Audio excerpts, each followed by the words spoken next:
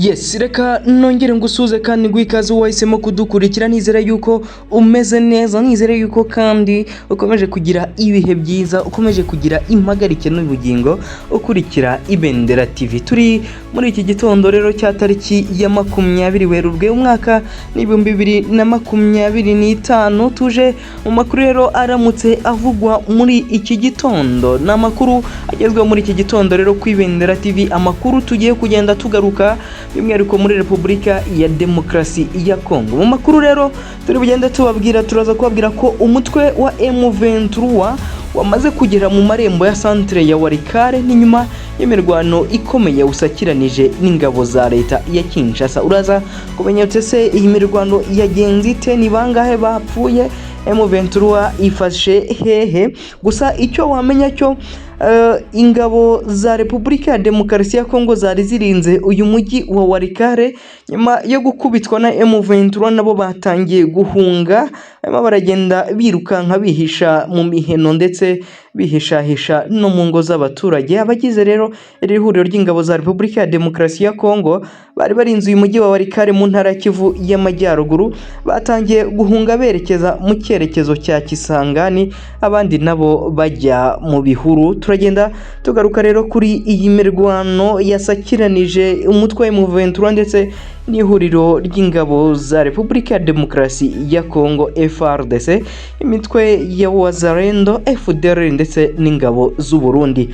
Ntago ari ibyo gusa kandi turaza kwirukanka cyane tujye muri Repubulika Zunze Ubumwe za Amerika. Abanyekongo ba muri Amerika batangiye gutabariza abatutsi bari kwicirwa muri Repubulika ya Demokarasi ya Congo. Aba banyekongo rero bari muri Leta Zunze Ubumwe za Amerika n'inshuti zabo bari gutabariza abatutsi bakomeje kwicirwa mu burasirazuba bwa Repubulika ya Demokarasi ya Congo binyuze ubutumwa bugiye butandukanye barimo baragenda batabandika ndetse bafite ibyapa byanditse amagambo akomeye, barimo baragenda bazengurukana mu mijyi ikomeye yo muri Leta Zunze Ubumwe za Amerika.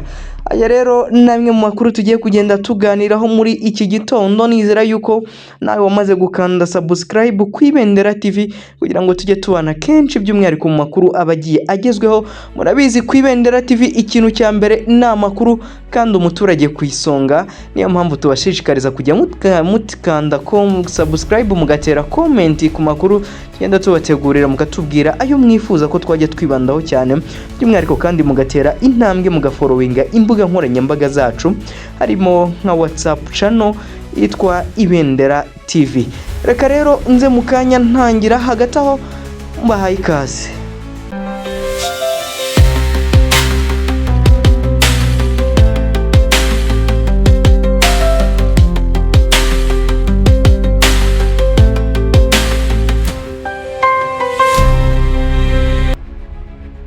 Aya makuru rero reka nyatangire muri Repubulika ya Demokarasi ya Congo, ngo mubwira yuko umutwe wa M23 umaze kugera ku marembo ya centre ya Walikale nyuma y'imirwano ikomeye usakiranije n'ingabo za leta ya Congo Kinshasa. Amakuru avuga ko kuri ubu ingabo za M23 zamaze kugera ahitwa mu Banda, ni mu birometero bike bibarirwa ku ntoki uvuye muri Walikale centre, kuko bigera mu birometero bitarenze 4 gusa. Ibi byari nyuma yo kwigarura ibirindiro by'ingabo za leta biri ahitwa Ngora mu birometero bigera kuri 12 uvuye muri iriya centre. Ibi rero babigezeho nyuma y'imirwano ikomeye nayo ndi bugende nkubwiraho. Ibinyamakuru rero byo muri Repubulika ya Demokarasi ya Congo byo biravuga ko nyuma yo kugera mu marembo ya Walikale, ingabo za leta ya Congo ngo zahise zitangira guhunga zerekeza mu mujyi wa Kisangani. Ibi nabyo ndaje mukanya ngende mbisobanura, ariko hagati reka nkubwire ko M23 yateye intambwe yo kwigarurira Walikale centre mu gihe kwa kabiri yari yahuriye n'akazi gakomeye mu gace kari hagati ya Kibwa ndetse na Mpofi yigarurira utu duce. Imirwano kandi ikomeye ikomeje kubera muri teritwari ya Walikale, ni mu gihe kwa kabiri ubwo Perezida Felix Antoine Tshisekedi wa Repubulika ya Demokarasi ya Congo yahuriraga i Doha na mugenzi we Paul Kagame w'u Rwanda.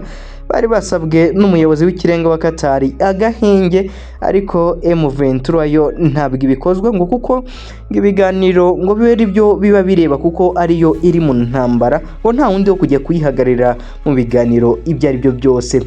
Dukomeje kandi nari nkubwiye ko ngiye kukubwira iby'ingabo za Repubulika ya Demokarasi ya Congo zari zirinze umujyi wa Walikale, ariko nazo zatangiye guhunga umwe kuri umwe zirukanka zishwira imishwaro. Abagize ihuriro ry'ingabo za Repubulika ya Demokarasi ya Congo bari barinze umujyi wa Walikale mu ntara ya Kivu y'Amajyaruguru, batangiye guhunga bajya mu cyerekezo cya Kisangani. Izi ngabo zikaba zatangiye guhunga mu gihe zikomeje kurushwa imbaraga n'umutwe witwaje intwaro wa M23 uri mu marembo y'uyu mujyi usanzwe ari umurwa mukuru wa teritwari ya Walikale. Uwo ku ruhande kandi rw'ingabo za Repubulika ya Demokarasi ya Congo yatangarije ikinyamakuru Actualité ko M23 yamaze kubambura ibirindiro byabo muri Ngora ku manywa, ndetse kandi ko hari impungenge z'uko na Kisima nayo iri bufatwe. Yavugaga ku manywa rero yo kuri uyu wa gatatu, aho imirwano yari ikomeye yaberaga muri aka gace, ariko M23 yanyuragamo yirukanka igenda ihutaza uhagira ngo abasirikare ba FARDC ndetse n'abarwanyi bari mu ihuriro rya FARDC bivuga ko ngo bari bameze nk'abana, ndetse hakaba atari abana buzuye, nabwo bikaba ari nko kurwana n'umwana w'impumyi. Ku ruhande kandi rw'ingabo za amakuru mashya akaba ava muri Walikale, akaba ari guhamya ko abarwanyi ba M23 ari mu gace ka Mubanda mu birometero bine uvuye mu mujyi wa Walikale, mu gihe hakomeje kumvikana amasasu menshi bagenda barwana n'ingabo zo mu ihuriro ry'ingabo za leta Repubulika ya Demokarasi ya Congo ziyobowe na FARDC, zikaba zirimo n'imitwe yitwaje intwari igiye itandukanye nka FDLR, Wazalendo ndetse n'ingabo z'Abarundi. Undi kandi wagerageje kuganira yabwiye iki kinyamakuru Actualité ko abasirikare benshi bakomeje guhunga bajya mu cyerekezo cy'umujyi wa Kisangani mu ntara ya Chopo. Ati abasirikare benshi bari guhunga banyuze mu muhanda ujya Kisangani.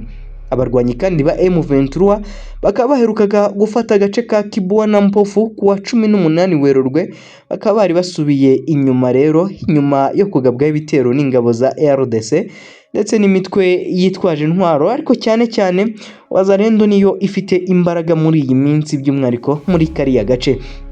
Reka nkomeze rero kandi aya makuru nyakomeze ngenda nkubwira n'andi makuru agiye agezweho ugomba kumenya muri iri joro. Amakuru abangiye ngezeho muri uyu mwanya utagomba kugenda ucikwa, ariko hagati aho nkubwira nti banza ukande subscribe kugira ngo amakuru nk'aya agiye atandukanye tujye tugenda tuyabanamo 5 kuri 5.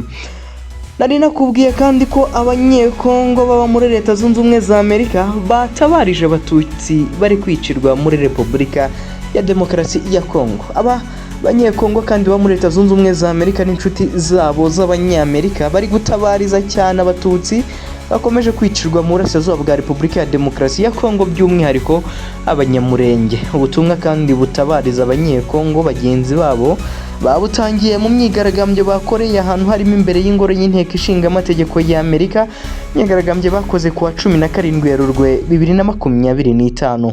Iyi myigaragambyo kandi yateguwe n'umuryango MPA cyangwa se Mahoro Peace Foundation, ukaba ari umuryango uharanira umubano mwiza w'abanyekongo mu burasirazuba bwa Repubulika ya Demokarasi ya Congo, ndetse n'uwitwa Isoko USA, ukaba ari umuryango uhuza abanyekongo bahungiye muri Amerika. Iyi mirwano kandi yasabye Minisitiri w'Ububanyi n'Amahanga wa Amerika Marco Rubio ndetse n'abagize inteko ishinga amategeko y'iki gihugu gushyira igitutu kuri leta ya Repubulika ya Demokarasi ya Congo kugira ngo irinde ubwoko bw'abanyekongo bukomeje kwicwa. Uwineza w'imyaka 16 y'amavuko n'umwe mu rubyiruko rwitabiriye iyi myigaragambyo, akaba yasobanuye ko na bagenzi be basabira ubutabera abatutsi b'abanyekongo bari gukorerwa ubugizi bwa nabi mu burasirazuba bwa Repubulika ya Demokarasi ya Congo burimo kwicwa ndetse no gutwikwa no gutwikirwa ibyabo bavuzwa uko bavutse cyangwa se bazira uko baremwe n'Imana nabo ubwabo nta ruhari babigizemo. Uyu mukobwa kandi yasobanuye ko umuryango we wabaga muri Repubulika ya Demokarasi ya Congo kari naho yavukiye ubwe, ndetse bakajya mu buhungiro bitewe n'ubwicanyi bumaze imyaka myinshi bukorerwa muri burasirazuba bw'iki gihugu cyabo, by'umwihariko ubukorerwa abakongomani bavuga ururimi rw'ikinyarwanda cyangwa se abatutsi, by'umwihariko abanyamurenge.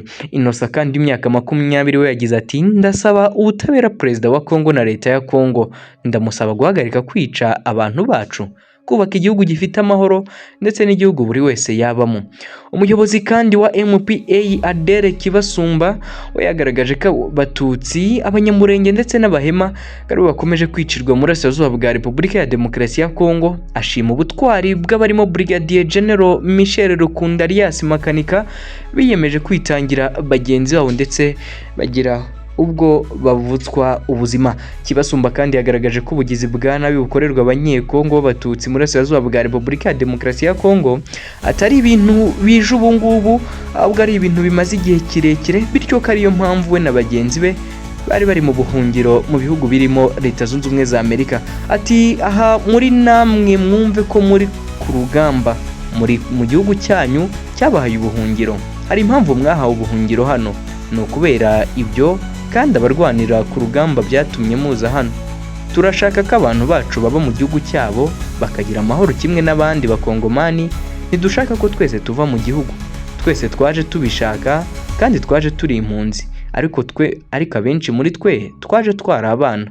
MPA ndetse n'isoko USA byagaragaje ko ubutegetsi bwa Repubulika ya Demokarasi ya Congo bukomeje gushyigikira imitwe y'intagondwa irimo FDLR yashinzwe n'abagize uruhare muri jenoside yakorewe Abatutsi muri Mata mu mwaka w'1994, mu gihe kandi ikaba ikinafite umugambi wo gukomeza kwica abanyekongo b'Abatutsi bari mu burasirazuba bw'iki gihugu cya Repubulika ya Demokarasi ya Congo. Imiryango kandi yasabye ko habaho ibiganiro ngo kugira ngo abarwanyi ba FDLR bahagarika ubwicanyi bakomeje gukorera abanyekongo batahe iwabo mu Rwanda ndetse basubizwe mu buzima busanzwe bwa gisivile.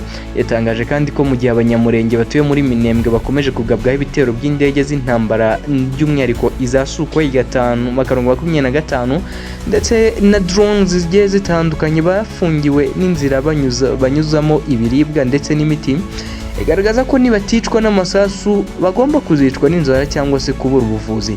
Kibasumba yasobanuye ko abatuye muri Minembwe bo badashobora kwigaragambya, basaba ko uburenganzira bwabo bwubahirizwa ngo kuko mu gihe babigerageza ihura ry'ingabo za Leta ya Repubulika ya Demokarasi ya Congo ryabagabagaho ibitero. Yasabye kandi ababa mu buhungiro gushira ubwoba ndetse bakaba bavugira bagenzi babo bari kugirwaho ingaruka. M23 kandi namwe mu mutwe yitwaje intwaro yashinzwe kugira ngo irwanire abanyekongo bakomeje gutotezwa bazira ubwoko. Ikaba iyi miryango kandi yasabye ko Leta ya Repubulika ya Demokarasi ya Congo yakirwaho igitutu kugira ngo iganire nawo ndetse bishakire uburasirazuba bw'iki gihugu amahoro arambye. Mu gihe kandi hari abanyapolitiki bo muri Repubulika ya Demokarasi ya Congo bo bakomeje kwenyegeza urwango ndetse n'urugomo bushingiye ku moko.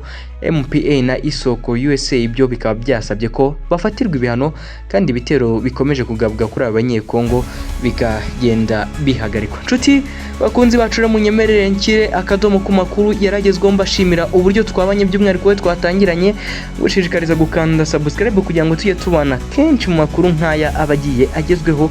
Murabizi ikintu cya mbere ni amakuru umuturage ku isonga. Turagaruka rero mu makuru atandukanye araza kuba agezweho mu mwanya uri imbere.